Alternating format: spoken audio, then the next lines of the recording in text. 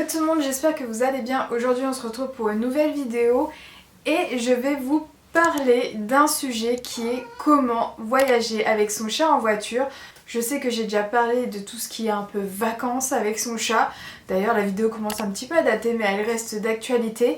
Mais à côté de ça je me suis dit pourquoi pas vous donner des astuces parce que l'année dernière une abonnée m'a demandé en conversation Instagram comment tu fais avec Iris en voiture, comment tu fais pour pas qu'elle miaule, comment tu fais, etc. etc. Le mien ça va pas et ça m'a donné évidemment l'idée de vous faire une vidéo YouTube. Donc cette vidéo YouTube va bien sûr se baser sur l'expérience que j'ai avec Iris. Et Iris, tu vas toujours sur mon ordi, c'est pas possible. Bah oui. Non, c'est non. Voilà. Puis coucou aux abonnés. Hein? Hop hop hop hop. T'as qu'à venir, j'ai de la place. Je sais que c'est l'heure de la sieste. Donc avec Iris, j'ai fait des voyages plus ou moins longs. Ça peut aller d'une petite heure jusqu'à 11 heures de route. Oui, je sais, c'est long.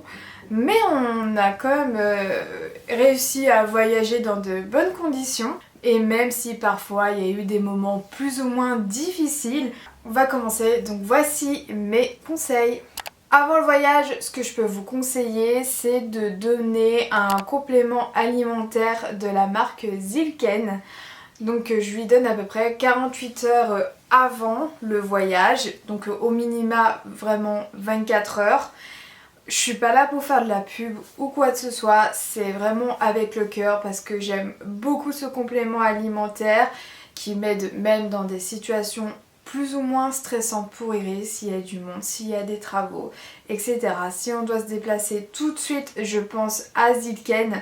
Donc voilà, j'ai connu ce produit au tout début dans une box et au fur et à mesure après j'ai connu grâce à des collaborations et je suis même allée à leur arbre de Noël en 2022. Et voilà, ça reste une très belle marque. Il faut savoir que Zylken ce n'est pas un médicament, c'est pas quelque chose qui va shooter votre animal, ça reste vraiment dans le naturel. C'est en fait dans leur cerveau ça se rapproche à comme quand ils étaient chatons et qu'ils allaitaient leur mère, il y a vraiment cet effet sur le cerveau qui est réconfortant. Donc voilà, c'est sans danger, c'est sans accoutumance, voilà, vous pouvez en donner sur de longues durées, sur de courtes périodes, vraiment, et c'est ça qui est bien, c'est que ça agit vraiment très rapidement. Et généralement je continue la cure quand on est dans le logement en vacances jusqu'à ce qu'on revienne à la maison. D'ailleurs c'est vraiment dommage que pendant les premières vacances je connaissais pas du tout ce complément alimentaire. Donc si votre chat n'a pas l'habitude de voyager en voiture, que c'est vraiment aussi une première pour lui, ce que je vous conseille, c'est ce que j'avais fait en 2017. J'avais pris l'habitude à Iris de faire des petits trajets en voiture. Voilà, pour lui faire comprendre que on sort de la route quand je suis allée la chercher à l'adoption. On sort des trajets aussi, on a été chez le véto. Il faut vraiment valoriser cette activité de prendre la voiture, qu'on mette dans la cage et que tout se passe bien et de faire des petits trajets. Après c'est sûr que ce n'est pas les mêmes circonstances mais on va dire que ça familiarise avec l'endroit et surtout ça donne confiance à votre chat et ça donne aussi confiance en vous. Enfin voilà, il y a tout un climat qui se met en place. Essayez de faire ça des mois avant de partir en vacances. C'est plutôt bien de l'habitude de cette façon, même si vous partez pas forcément en vacances. Mais on va se dire que dans l'objectif peut-être plus tard de partir en vacances avec votre chat, ça peut être une bonne habitude à prendre. Après, le choix de la caisse, je trouve ça assez important.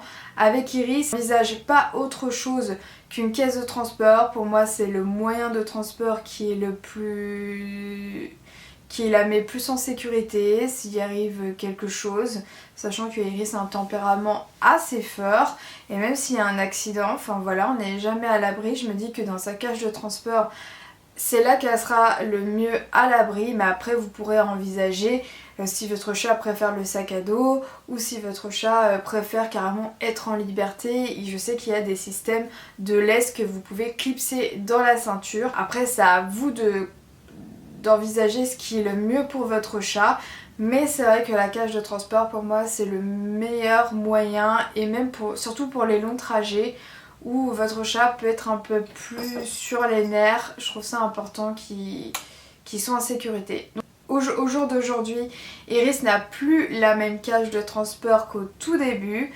Vraiment j'ai eu quelques petites frayeurs, elle n'était pas assez solide, donc juste avant, quand je suis partie le premier voyage solo et quelques mois plus tard quand on a été entre filles à Rocamadour pour la deuxième fois, j'ai choisi une nouvelle cage qui est un petit chouïa plus grande, donc un peu plus confort pour elle et surtout qui est très solide.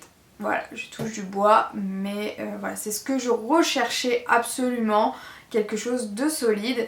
Après moi je peux pas prendre une cage super grande, je sais qu'il y en a qui existent avec des roulettes, c'est super intéressant, mais je peux pas me le permettre. Déjà Iris elle est pas très grosse, donc c'est pas la peine que je prenne aussi grand, c'est quand même encombrant. Moi je suis pas très forte comme fille dans les bras, je suis assez menue et tout, et donc je vais pas m'encombrer en plus avec une cage de transport, sachant que on va quand même la prendre si je fais des pauses dans des endroits, dans des restaurants ou dans des bars, je vais la prendre, donc faut que ça reste quand même pratique. Et après, à vous d'y ajouter à l'intérieur ce qui plaît à votre chat, un plaid, un coussin, des doudous. Je sais que Iris, je mets toujours son petit coussin, elle a l'habitude de se cacher en dessous quand elle fait ses siestes. À vous de créer ce qui est le plus confortable pour votre chat et le plus agréable et le plus rassurant.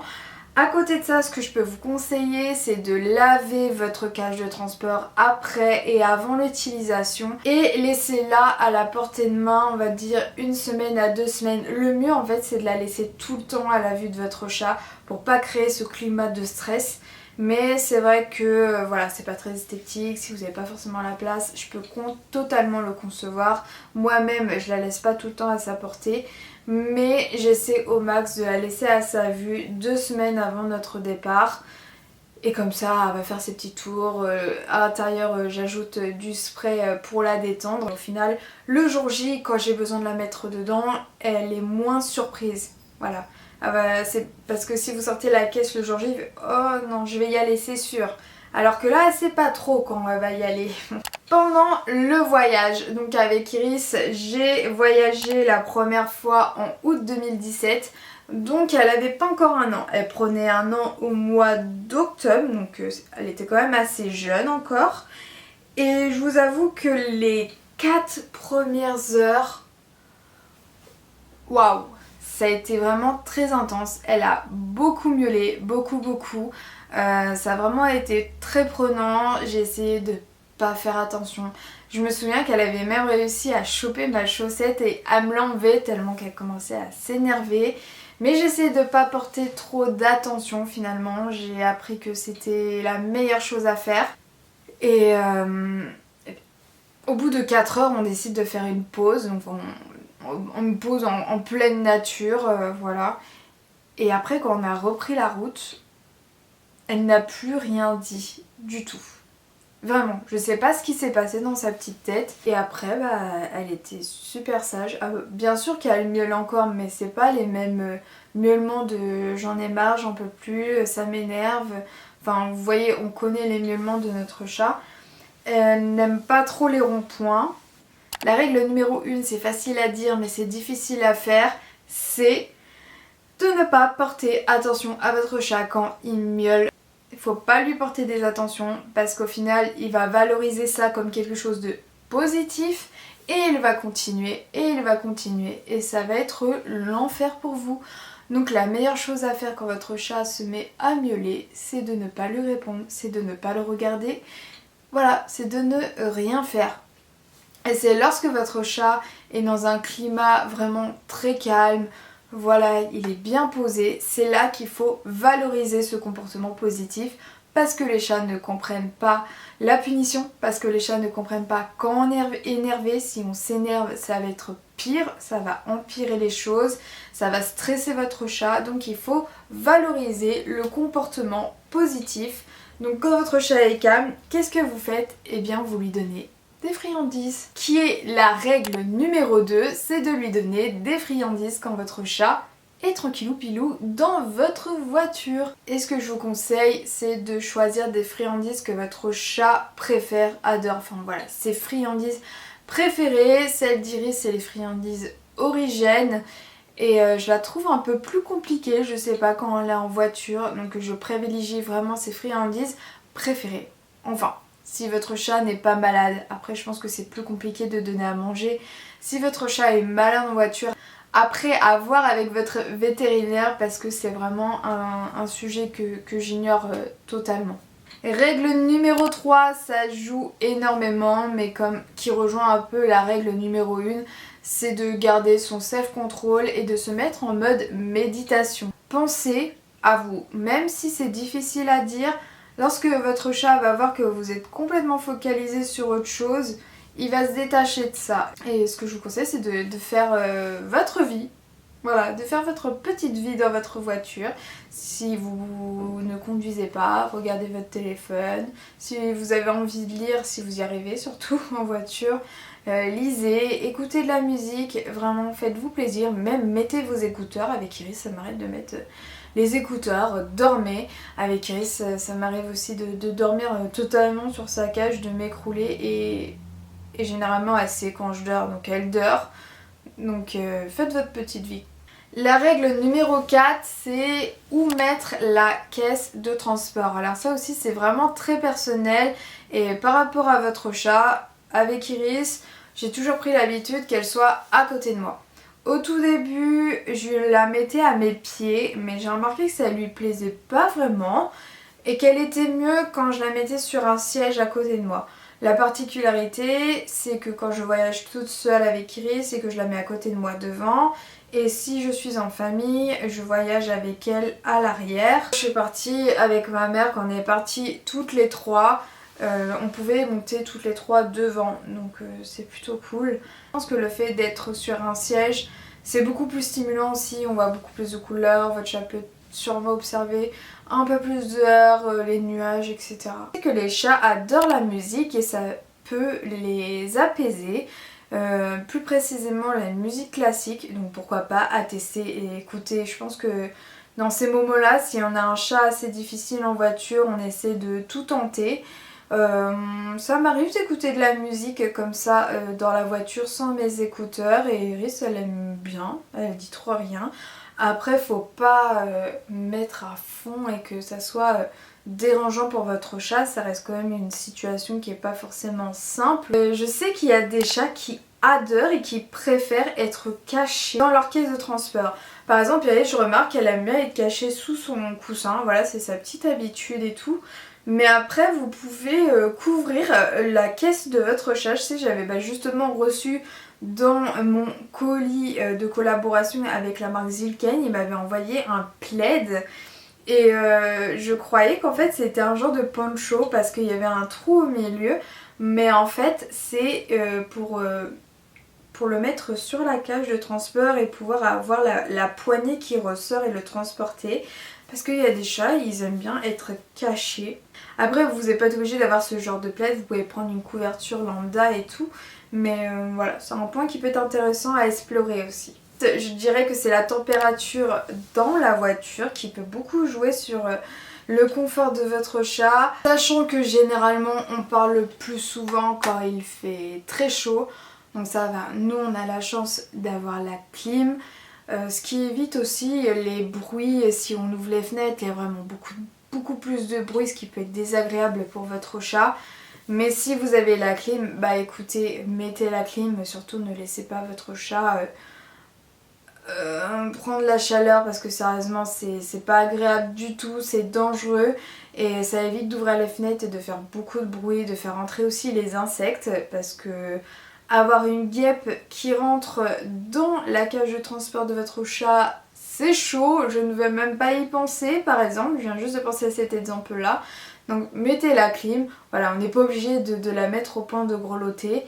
Avec Iris je mets tout le temps la clim et ça se passe bien, après pas sur elle. C'est d'avoir une conduite souple. Et oui, si vous baladez votre chat comme ça dans la voiture, ça va pas être agréable du tout pour lui, donc avoir une conduite souple, de prendre doucement les ronds-points. Je sais que Iris, ce qu'elle aime le moins, on va dire, c'est les ronds-points.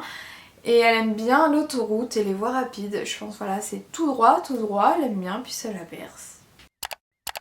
Comme je vous disais avec Iris, j'ai voyagé entre 2017 et 2024. Voilà, en tout début d'année. D'ailleurs, vous pouvez retrouver mes vlogs sur notre chaîne YouTube, juste ici dans la playlist. Et à travers toute cette expérience, donc Iris la première fois avait même pas 1 an, à quelques mois près.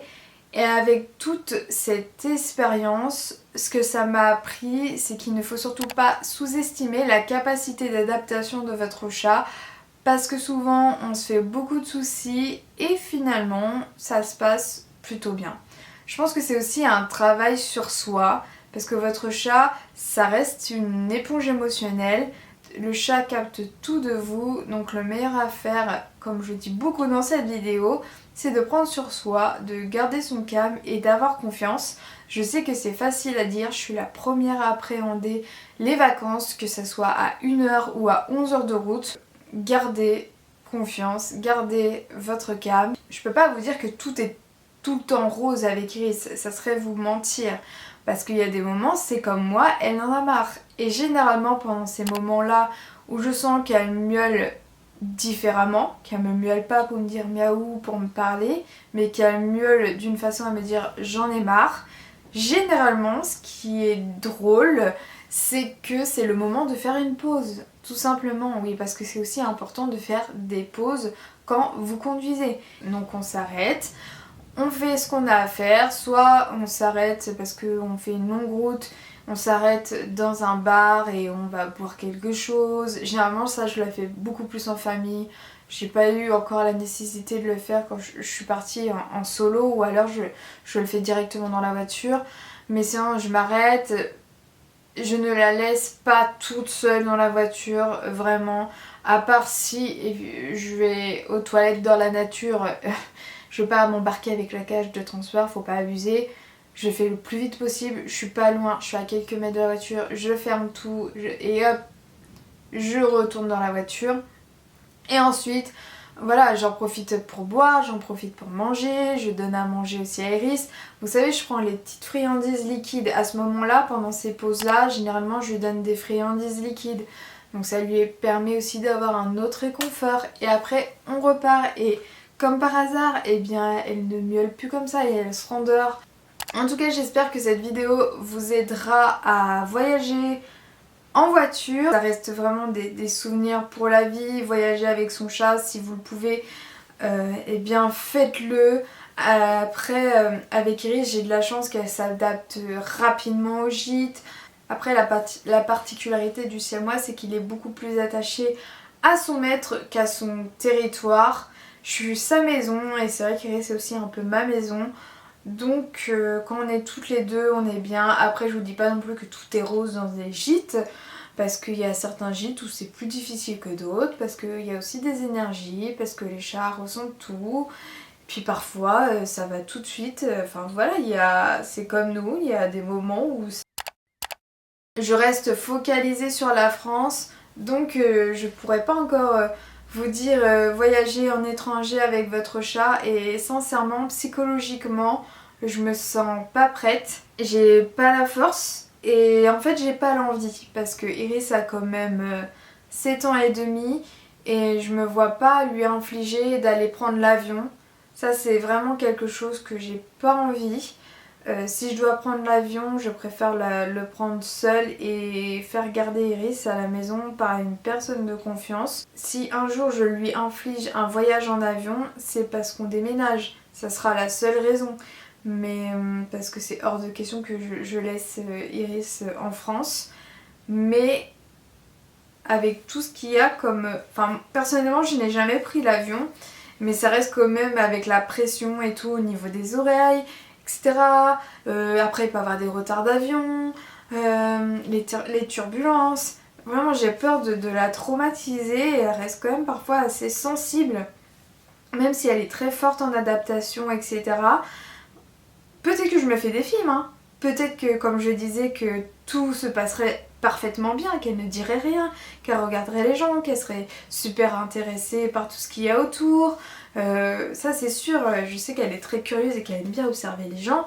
Mais j'aurais peur quand même. Là, voilà, j'ai pas la force. C'est tout.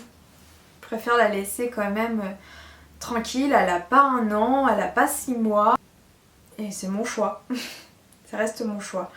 Après le train, c'est pareil, c'est plus compliqué. On peut pas emmener ce qu'on veut. On est beaucoup chargé. Si je suis toute seule, enfin il y a la litière. Il faut, voilà, faut trouver d'autres solutions. Et c'est pareil, c'est pas pratique pour moi. Après, si on est obligé, entre guillemets, eh bien on se débrouillera. Je serai plus apte à prendre un train, même si ça reste aussi assez surprenant au niveau des bruits, qu'un avion. Mais j'en ai pas envie. Voilà, j'espère que ça vous aidera en tout cas cette vidéo. Je pense qu'elle est quand même assez longue. En tout cas, n'hésitez pas à vous abonner, à lâcher un petit like. Avec Iris, on vous fait des gros bisous. D'ailleurs, je vais aller la chercher pour qu'elle vienne vous faire coucou quand même. Elle est en train de faire sa meilleure sieste, je parie. Je vous fais des gros bisous et je vous dis à très bientôt pour une prochaine vidéo. Merci.